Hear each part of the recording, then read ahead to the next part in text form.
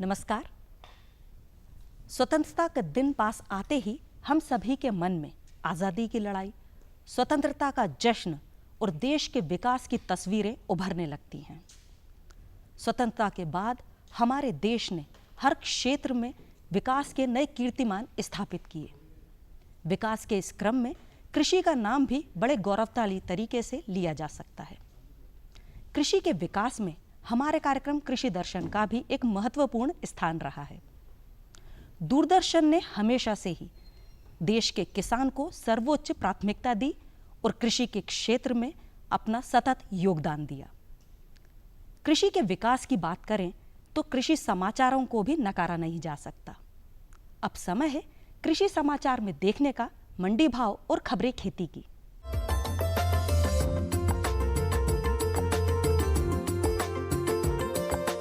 नमस्कार किसान भाइयों, खबरें खेती की में आपका स्वागत है। आइए सबसे पहले देखते हैं कृषि के मुख्य समाचार। ई मंडी परियोजना में तेजी लाने के निर्देश। खरीफ फसलों की बुआई अंतिम चरण में। प्रदेश के 26 जिलों में सामान्य से ज्यादा बारिश। अदरक में पलवार प्रबंधन और सोयाबीन में तंबाकू इल्ली की रोकथाम। केंद्र ने राज्य सरकारों से इस वर्ष सितंबर तक 200 मंडियों के समन्वय का लक्ष्य हासिल करने के लिए इलेक्ट्रॉनिक राष्ट्रीय कृषि बाजार ENAM के क्रियान्वयन में तेजी लाने को कहा है। फिलहाल केवल 8 राज्यों में 23 मंडी ENAM से जुड़ी हैं। सरकार ने मार्च 2018 तक 585 का लक्ष्य रखा है। विभिन्न राज्यों में ENAM के क्रियान्वयन के मामले में हुई प्रगति के बारे में राज्य सरकार के अधिकारियों के साथ चर्चा के लिए बैठक बुलाई गई थी। प्रदेश में इस समय खरीफ फसलों की बुआई अंतिम चरण में चल रही है। 28 जुलाई तक 109 लाख हेक्टेयर में बुआई की जा चुकी है, जो कि समान अवधि में गत वर्ष की तुलना में 2 लाख हेक्टेयर ज्यादा है। सबसे अधिक बुआई सोयाबीन की 52 लाख हेक्टेयर में हुई है। हालांकि गत वर्ष की तुलना में इस वर्ष सोयाबीन का रकबा 3.5 लाख हेक्टेयर कम हुआ है। धान की बुआई एवं रोपाई का कार्य किसानों द्वारा अभी किया जा रहा है। अभी तक 14 लाख हेक्टेयर में धान की बोनी की गई है, जो कि पिछले साल की अपेक्षा लगभग 1 लाख हेक्टेयर पीछे है। इस वर्ष मक्का का रकबा बढ़ा है। मक्का की बुआई 12 लाख हेक्टेयर में की गई है, जो कि गत वर्ष एवं निर्धारित लक्ष्य से ज्यादा है। खरीफ दलहनों की बुआई भी इस साल ज्यादा हुई है। अभी तक 18 लाख हेक्टेयर में विभिन्न दलहनी फसलों की बुआई हुई है। मौसम विभाग से मिली जानकारी के अनुसार अभी तक हुई वर्षा के आधार पर 26 जिलों में सामान्य से अधिक, 20 जिलों में सामान्य और 5 जिलों में कम वर्षा दर्ज की गई है। सामान्य से अधिक वर्षा वाले जिले छतरपुर, छिंदवाड़ा, दमोह, जबलपुर, कटनी, मंडला, नरसिंहपुर, पन्ना, सागर, सतना, सिवनी, सीधी, अशोकनगर, बैतूल, भोपाल, गुना, होशंगाबाद, खंडवा, मंदसौर, रायसेन, राजगढ़, सीहोर, शाजापुर, शिवपुरी, मुरैना और विदिशा हैं। अदरक की खेती में मिट्टी के बहाव को भारी वर्षा से बचाने के लिए बेड़ों के ऊपर हरे पत्तों का ऑर्गेनिक अवशेषों से मल्च बनाना चाहिए। इससे मिट्टी में कार्बनिक तत्वों की मात्रा बढ़ जाती है और फसल काल के बाकी समय आर्द्रता बनी रहती है। तंबाकू इल्ली सर्वभक्षीय कीट है और इसका आक्रमण सोयाबीन में फसल पकने तक रहता है। पर्ण विकसित इल्ली 30 से 40 सेंटीमीटर लंबी तथा गहरे हरे रंग की होती है और इसके सभी खंडों पर काले धब्बे होते हैं। वयस्क कीट रात्रि में सक्रिय होते हैं और दिन में पत्तियों की निचली सतह या भूमि पर बैठे रहते हैं। खेत में पक्षियों के बैठने हेतु टी आकार की लकड़ी लगाएं। इन पर पक्षी बैठकर इल्लियों को खाकर फसल को सुरक्षा प्रदान करते हैं। ध्यान रहे कि दाना भरते समय इन टी आकार की लकड़ी को निकाल दें। 10 से 15 दिन की फसल पर नीम आधारित कीटनाशक या निम्बोली चूर्ण का 5% का घोल बनाकर छिड़काव करें। फसल में दूसरा छिड़काव क्लोरोपाइरीफास 20 EC 1.5 लीटर अथवा क्विनोलफास का प्रति हेक्टेयर की दर से करें। तो किसान भाइयों, खबरें खेती की में फिलहाल इतना ही। चलते चलते आप देखिए मंडी भाव और मुझे दीजिए आज्ञा। नमस्कार।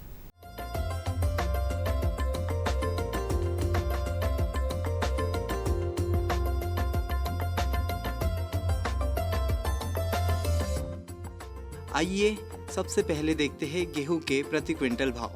आष्टा में न्यूनतम 1541 रुपए, अधिकतम 1900 रुपये। राजनगर में न्यूनतम 1550, अधिकतम 1620 रुपये। उदयपुरा में न्यूनतम 1600 रुपये, अधिकतम 1640 रुपये। शाहजहाँपुर में न्यूनतम 1695, अधिकतम 1792 रुपये। आइए अब देखते हैं सरसों के भाव। बीना में न्यूनतम 3050 रुपये, अधिकतम 4100 रुपये। सतना में न्यूनतम 3800 रुपये, अधिकतम 4156 रुपये। श्योपुर कला में न्यूनतम 4200 रुपये, अधिकतम 4367 रुपये। नीमच में न्यूनतम 4110 रुपये, अधिकतम 4385 रुपये। आइए अब देखते हैं सोयाबीन के भाव। गुना में न्यूनतम 3080 रुपये, अधिकतम 3580 रुपये। खातेगांव में न्यूनतम 2800 रुपये, अधिकतम 3500 रुपये।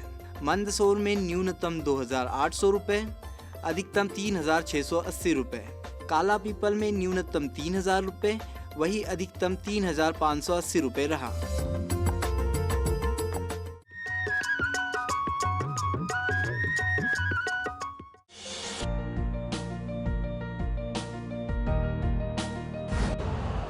यूरिया का स्वदेशी उत्पादन 70 लाख टन बढ़ाने के लिए 6 उर्वरक संयंत्रों का उद्धार किया जा रहा है। FCIL के गोरखपुर, सिंदरी, तलचर और रामागुंडम संयंत्र, HFCL की बरौनी इकाई और BVFCL की नामरू फोर्थ। सोने पर सुहागा ये है कि देश में अब बनेगा सिर्फ नीम लेपित यूरिया, क्योंकि इससे होगा किसानों का फायदा ही फायदा।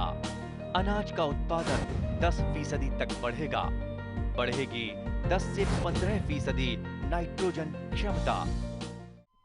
अरे सुन तो। मुझे क्या सुनाना चाहते हो? जो सुनाओ मेरी सौतन को। किसको? अरे वही तुम्हारा मोबाइल फोन जिससे सुबह शाम दिन रात चिपके रहते थे और कहते थे किसान कॉल सेंटर से बातें हो रही हैं। अच्छा ये बात है। हाँ क्यों, क्या हुआ? अब बात नहीं होती क्या? अब तो झट से बात हो जाती है। ऐसा क्या? हाँ, अब तो ज्यादा लाइनें और खास तकनीक के कारण खेती के माहिरों से तुरंत बात हो जाती है।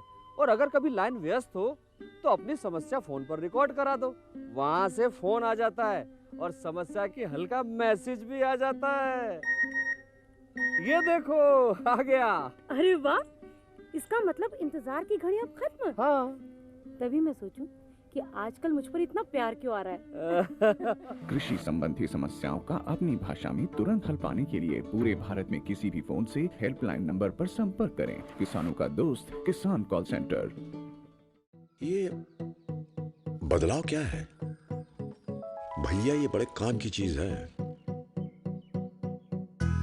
इंसान की सोच में अगर बदलाव आ जाए तो सब कुछ मुमकिन है, सब कुछ संभव है। अब ये बदलाव फिर आ रहा है। हर सूरत की मुस्कान में वो आपको दिखाई देगा। तो चलिए एक नई शुरुआत करते हैं, कुछ बदलाव करते हैं। दूरदर्शन किसान, एक नया चैनल जहां बातें होंगी बदलाव की और आपके कल की बेहतर शुरुआत की। छेड़ो बातें बदलाव की।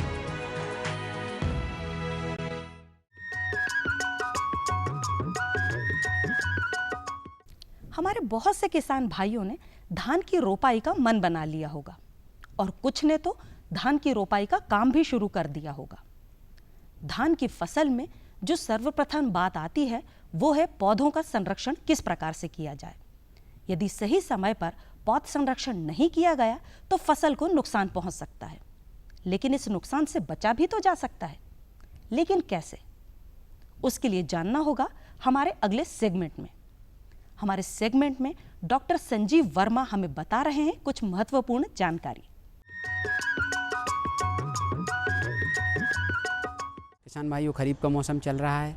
हमारे किसान भाइयों ने खरीफ की फसलें लगा रखी हैं, जिनमें धान, सोयाबीन, मक्का, मूंग, उड़द, तुअर, मूंगफली आदि सभी फसलें किसान भाइयों ने अपने खेतों में लगा रखी हैं। उनमें इस समय विभिन्न सामयिक कार्य चल रहे हैं।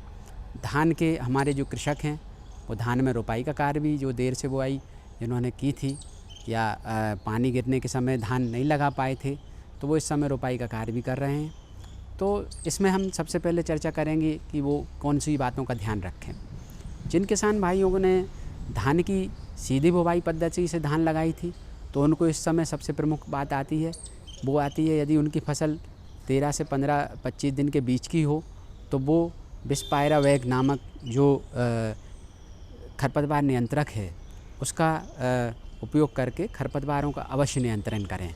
यहाँ पर जो सबसे प्रमुख बात आती है, जो सीधी बुवाई पद्धति के जो कृषक हैं उनको सबसे प्रमुख समस्या आती है, वो आती है फसल में खरपतवार नियंत्रण की। और एक बार यदि सीधी बुवाई पद्धति में खरपतवार बढ़ जाते हैं तो खरपतवारों का नियंत्रण संभव आसानी से नहीं होता है।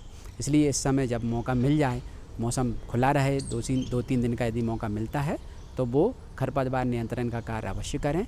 और इसकी मात्रा लगभग 250 ml प्रति हेक्टेयर के हिसाब से 400 से 500 लीटर पानी में इसका छिड़काव करने से खरपतवारों पर नियंत्रण मिलेगा। इससे चौरी और सकरी पत्ती वाले दोनों तरह के खरपतवारों का नियंत्रण होगा। ये तो रही सीधी बुआई पद्धति की धान में सामयिक चर्चा। दूसरी बात है कि जो किसान भाई अभी धान की रोपाई का कार्य कर रहे हैं उसमें सबसे प्रमुख बात है कि वो उनकी जो 8 से 14 दिन की रोपे हो गए हों, यदि वो देर से बुआई उनकी हो रही है तब भी वो इस समय 8 से 14 दिन के रोपे SRI पद्धति से या जिसको हम धान सघनीकरण पद्धति कहते हैं उससे लगाएं। इसमें थोड़ा सा एक ध्यान देने की आवश्यकता है हमारे किसान भाइयों को, कतारों की जो दूरी है उसको थोड़ा सा कम कर दें, 20 से 22 सेंटीमीटर के बीच में कतारों को रखें, जिससे कि पौध संख्या उनको पर्याप्त मिल जाएगी। और देर से होने पर पौध संख्या में कमी आने की संभावना रहती है, इसलिए पौध संख्या पर्याप्त मिलने पर उत्पादन भी अच्छा मिलेगा। प्रथम जो हमारे किसान भाई पहले जो धान लगा चुके थे तो उनको इस समय आती है वो ताऊची गुरमा नामक जो यंत्र है उससे निदाई का कार्य करना है। तो निदाई का कार्य करने के लिए उनको ताऊची गुरमा चलाने के लिए अपने धान के खेतों में लगभग 1 इंच पानी भर लें और उसके बाद ताऊची गुरमा नामक यंत्र से खरपतवार नियंत्रण का कार्य वो कर सकते हैं। यहाँ पर जो मैं बताने जा रहा हूँ कि हमारे जो किसान भाई हैं वो कृषिगत कार्यों पे यदि ध्यान दें तो कीट या पौध संरक्षण अपने आप हो जाता है। कृषिगत कार्यों में जो सबसे प्रमुख बात है हमारे पौध संख्या होती है उसको सही ढंग से नियंत्रित करें, कतारों में बुवाई करें। दूसरी बात आती है ताऊची गुरमा नामक यंत्र 10 दिन, 20 दिन और 30 दिन पर यदि हम फसल में चलाते हैं तो उससे हमारी धान का उत्पादन में काफ़ी वृद्धि होती है। जिसमें खास करके SRI पद्धति जिसको श्री पद्धति कहते हैं उसमें अच्छा उत्पादन मिलता है। धान में टिलरिंग या कंसे अच्छे फूटते हैं, ज़्यादा तादाद में फूटते हैं और प्रति हेक्टेयर उत्पादन बहुत अधिक मिलता है। दूसरी बात ये होती है कि जब हम निदाई गुड़ाई या कृषिगत कार्य करते हैं तो उसमें हमारे किसान भाइयों को कीटों का प्रकोप कम हो जाता है। धान में जो प्रमुख जो कीट हैं वो तना छेदक कीट शुरुआती अवस्था में आता है, तो इसके नियंत्रण के लिए किसान भाइयों को फॉरेट टेंजी नामक जो दवा है उसको दानेदार का छिड़काव करके भी इससे काफ़ी हद तक फ्यूमिजेंट करके नियंत्रण पाया जा सकता है। दूसरा जो व्याधि आती है जो हमारी धान की फसल में वो आती है ब्लाइट या ब्लास्ट। बाद की अवस्थाओं में या तो नर्सरी अवस्था में किसान भाइयों को आती, बाद की अवस्थाओं में जो धान की फसल में जो व्याधि आती है वो समस्या आती है। तो उस समस्या से बचने के लिए हमारे किसान भाइयों को भी इस बात का विशेष ध्यान रखना चाहिए कि बाद की अवस्थाओं में वो इसका नियंत्रण अवश्य करें। और इसके नियंत्रण के लिए उनको शुरुआती जो है स्ट्रेप्टोसाइक्लिन या कॉपर ऑक्सीक्लोराइड जो नामक दवा है, स्ट्रेप्टोसाइक्लिन की मात्रा लगभग 6 ग्राम के इसके पाउच आते हैं और इसको हमको जो 15 लीटर का पंप है उसमें 3 ग्राम दवा लेनी है। और कॉपर ऑक्सीक्लोराइड नामक जो दवा है इसकी 15 लीटर के पंप में 30 ग्राम मात्रा लेनी है। इन दोनों दवाइयों का मिश्रण करके हमको छिड़काव करना है और इससे ब्लाइट या ब्लास्ट नामक जो व्याधि धान में आती है उससे काफ़ी हद तक बचाव मिलेगा। उसके पहले किसान भाई हमों को ध्यान देने की आवश्यकता है इस व्याधि के जो लक्षण हों तभी इस दवाई का छिड़काव करना है। ब्लास्ट नामक जो बीमारी है उसमें हमारी जो फसल पर जो धब्बे आँख के आकार के गहरे भूरे रंग के गेरुए रंग के धब्बे देखने को मिलते हैं तो वो ब्लास्ट नामक बीमारी फैलने की संभावना है। दूसरा, जब सिरे से धान का जो सिरा, पत्तियों का जो सिरा है वहाँ से सूखना शुरू होती है तो ब्लाइट धान का आने की संभावना रहती है। तो इन दोनों लक्षणों को देखने के बाद ही हमको इस दवाई का छिड़काव करना है, तो इस बात का ध्यान देना अति आवश्यक है।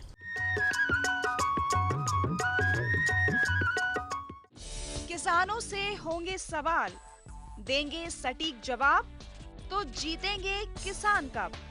किसानों का खुला मंच, नजर रहेगी कृषि वैज्ञानिकों की। गोबर की खाद में हमारे सूक्ष्म पोषक तत्व भी होते हैं। किसान प्रश्न मंच, गुरुवार शाम 7:30 पर। डीडी किसान, बदलते भारत की शान। हम आ रहे हैं आपके गांव। सामान्य ज्ञान के पूछेंगे सवाल। भारत दूध उत्पादन में विश्व में किस नंबर पर आता है? और आपके ऑप्शंस हैं ए पहले, बी दूसरे, सी तीसरे या डी चौथे। सही जवाब दिया है। देखें घूमते फिरते रविवार सुबह 7:30 पर। डीडी किसान, बदलते भारत की शान। हर गांव को शिक्षा, हर हाथ को रोजगार, सुविधाएं बुनियादी हो या हो तकनीकों की भरमार, सांसदों की देखभाल से अब बनेगा स्मार्ट काम। डीडी किसान, बदलते भारत की शान।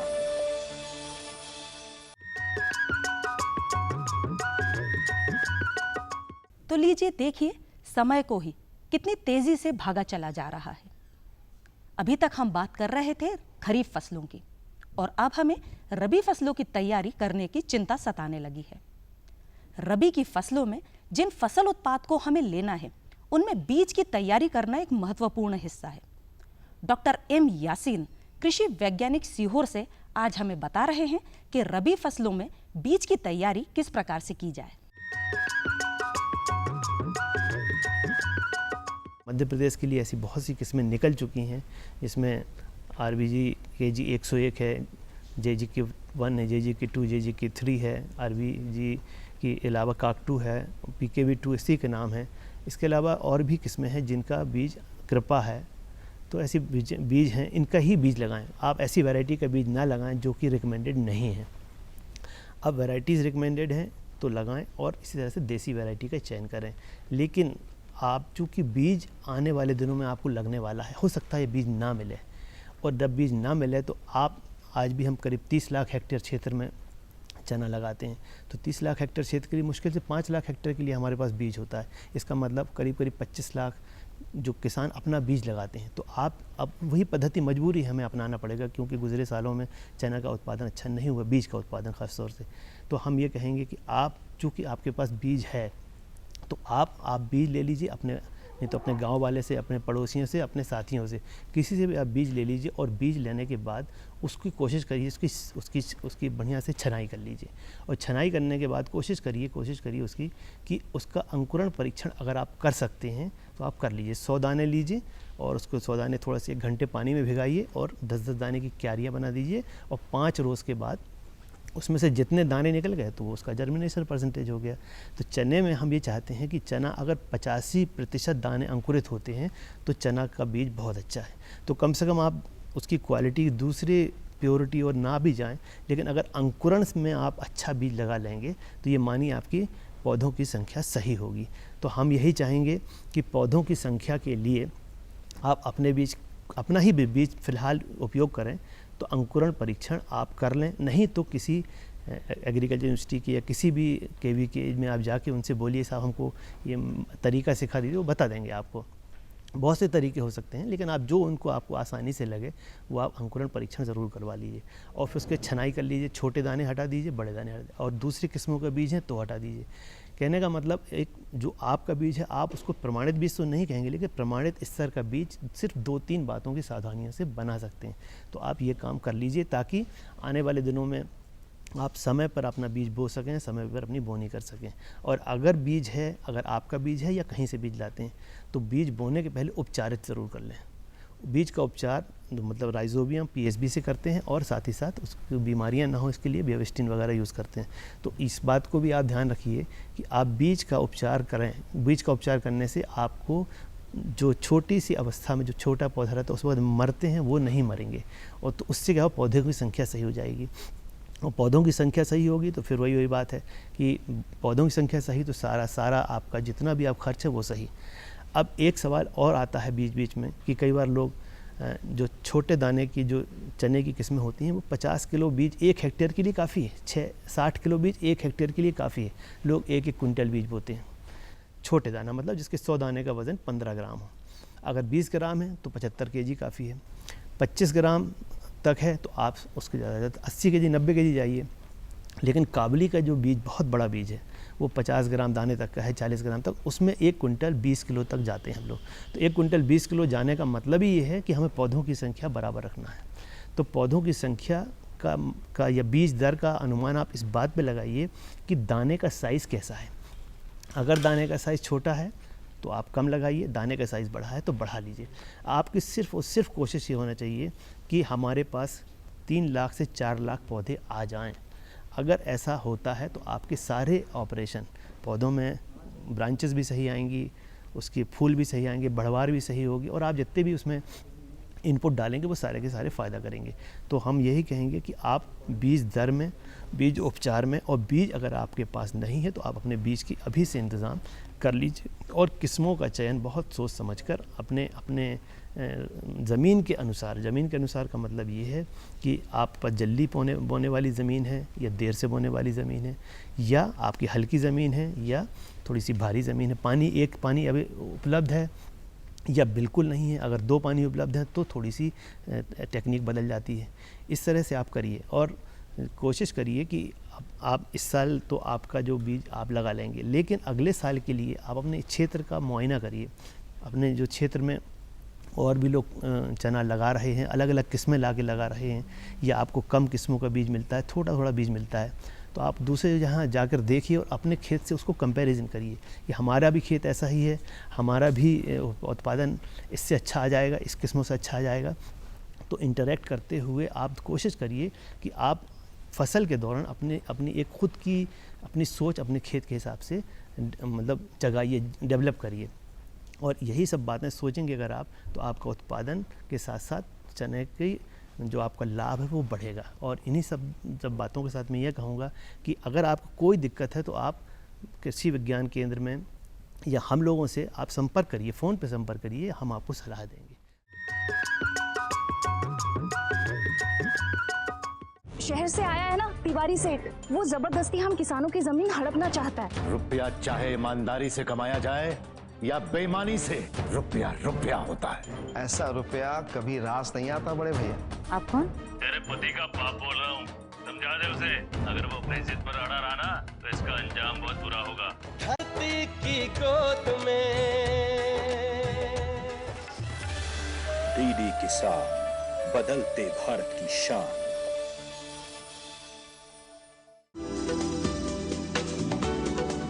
कौन जाने कब क्या होगा, मॉनसून का मिलेगा साथ या दिखाएगा बेरुखी, बादल गरजेंगे या बरसेंगे भी।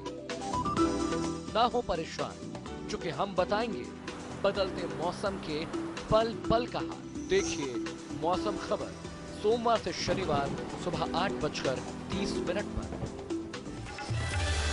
डीडी किसान, बदलते भारत की शान।